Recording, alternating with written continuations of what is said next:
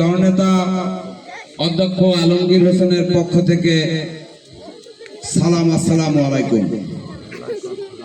আপনারা সবাই ভালো আছেন? চটইমাহল এই গ্রামটি একটি ঐতিহ্যবাহী গ্রাম এবং ওয়ার্ড বলে বিবেচিত। এইখানে এসে আমরা এর ইতিপূর্বেও ইউনিয়ন পরিষদের নির্বাচনের সময় উঠান বৈঠকগুলো করেছি। এই এলাকার মানুষজন এমনিতেই রাজনৈতিক সচেতন, বিভিন্ন পর্যায়ের নেতৃত্ব এই এলাকা থেকে তৈরি হয়েছে। এখানে চার থেকে 5টি সম্ভবত মাদ্রাসাও রয়েছে। তাই এই অঞ্চলে এসে ভোট চাওয়া কিংবা ধর্মের অপব্যবহার করে কেউ ধর্মীয় অপব্যাখ্যা দেওয়া দিয়ে ভোট প্রার্থনা করা, এটা আসলেই দুঃসাহস বলে আমি মনে করি। দাঁড়িপাল্লার প্রার্থীর স্ত্রীকে কোথাও নির্বাচনী গণসংযোগে দেখেছেন? তার প্রার্থীর স্ত্রীকে যদি সে নির্বাচনী গণসংযোগ কিংবা কাউকে ভোট চাওয়ার জন্য কোনো বাড়িতে পাঠাতে নাই পারে, তাহলে আমার মা খালাদা কেন বাড়িতে বাড়িতে যে ভোট প্রার্থনা করছে? এইটা একটা প্রতারণা না? এক সময় নারী নেতৃত্ব হারাম বলার পরও তারা নারীদের নেতৃত্বেই কিন্তু আবার নির্বাচন, সরকার গঠন সহ সকল কিছু করেছে। এই দলটি তাদের দ্বিমুখী কথাবার্তা, যখন ভোটের জন্য, ক্ষমতা গ্রহণের জন্য যখন যেইটা প্রয়োজন, এই মাসালা নিয়ে আপনাদের সামনে হাজির হবে। আমাদের হচ্ছে মুসলমানদের জান্নাত জাহান্নাম শুধুমাত্র আপনার আমলনামা, আপনার ইবাদত বন্দেগীর উপরে নির্ভর করে। এই অঞ্চলে বড় বড় আলেমদের জন্ম। এই অঞ্চল মাদ্রাসা অধ্যুষিত এলাকা। এইখানকার 2টা মহিলা মাদ্রাসা আছে। আমার মা বোনেরাও অনেককে কোরআনের তালিম দেয়, আমি জানি। এই অঞ্চলে এসে ধর্মীয় অপব্যাখ্যা দিয়ে কোন কুচক্রী মহল ক্ষমতা গ্রহণ কিংবা নির্বাচনী বৈতরণী পার হতে পারবে বলে আমি মনে করি না। আর বিভিন্ন আলেমরা বলেছেন, হেফাজত ইসলামের আমির আল্লামা বাবুনগরী স্পষ্ট করে বলেছেন, জামাতের সাথে কোন অবস্থায় ইসলামকে ব্যবহার করা উচিত হবে না। এটা বড়জোর জামাত বলা যাইতে পারে। মওদুদি ইসলাম কি জামাতি ইসলাম? জামাতি ইসলামের প্রতিষ্ঠাতেই পাকিস্তানে জন্মগ্রহণ করা একজন বিতর্কিত অধ্যাপক। আপনাদের এই কেন্দ্রে প্রায় 2800 থেকে 2900 ভোট আছে, অধিকাংশই মুসলমান ভোট। এই অঞ্চলকে তারা টার্গেট করেছে।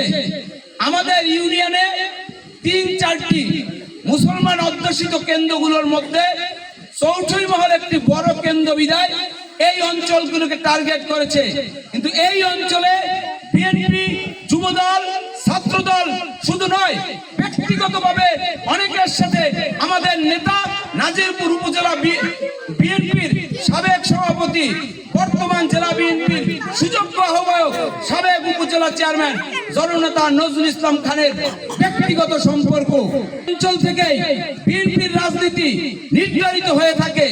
মনে রাখতে হবে, আজকে কোন কারণে অকারণে আমার ব্যক্তিগত স্বার্থের কারণে যদি আমরা ধানের শীষকে পিছন থেকে ছুরিকাঘাত করে এই আসনে বিএনপিকে পরাজিত করি, অদূর ভবিষ্যতে এই পিরোজপুর 1 আসনে আমরা বিএনপির পরিবার কিংবা আমাদের বিএনপির আসন কিংবা চৌঠইমহল একটি বিএনপির ঘাঁটি বলে যে গর্বটা করেন, এই গর্বটা থাকবে না। কথা ক্লিয়ার? আপনি যেই মতের, যেই পক্ষের, যেই ব্যক্তির আদর্শ অনুসরণ করেন, এইটা আপনার ব্যক্তিগত মতামত। আমি আমার রাজনীতি করি, আমার একটি ব্যক্তিগত মতামত থাকতেই পারে। পছন্দের গুরু, পছন্দের বড় ভাই, এইটা থাকবেই। ধানের শীষের ব্যাপারে আমাদের কোনো পছন্দ নাই। এইটা আমাদের হাতে তুলে দিয়ে গেছেন আমাদের আদর্শিক অভিভাবক শহীদ রাষ্ট্রপতি জিয়াউর রহমান। এই মার্কাটা আগামী তারেক রহমানের মার্কা। আপনাদের কাউকে আমি উদ্যত আহ্বান জানাই না, অধ্যক্ষ আলমগীর হোসেনকে ভোট দেওয়ার প্রয়োজন নাই। আপনার ভোট আমাদের এই সত্য প্রয়াত আমাদের দেশনেতা বেগম খালেদা জিয়ার জন্য উৎসর্গ করবেন। আপনার ভোট তারেক রহমানকে দিবেন আপনার ভোট ধানের শীষের সপক্ষে হবে। ব্যক্তিগত চাওয়া পাওয়া, ব্যক্তিগত কন্দল, ব্যক্তিগত স্বার্থ, আবার 13 তারিখের পরে যদি আপনার কোনো কমিটি, কোনো প্রতিযোগিতা, তখন আমাদেরকে ছুরিকাঘাত করেন, আমরা মাথা পেতে নিব। অধ্যক্ষ আলমগীর হোসেন বিষয় না, আমাদের কাছে দেশ নায়ক তারেক রহমানের ইজ্জত। 30 বছর পর আমরা ধানের শীষ পেয়েছি, আমরা ধানের শীষে ভোট দিতে পারিনি।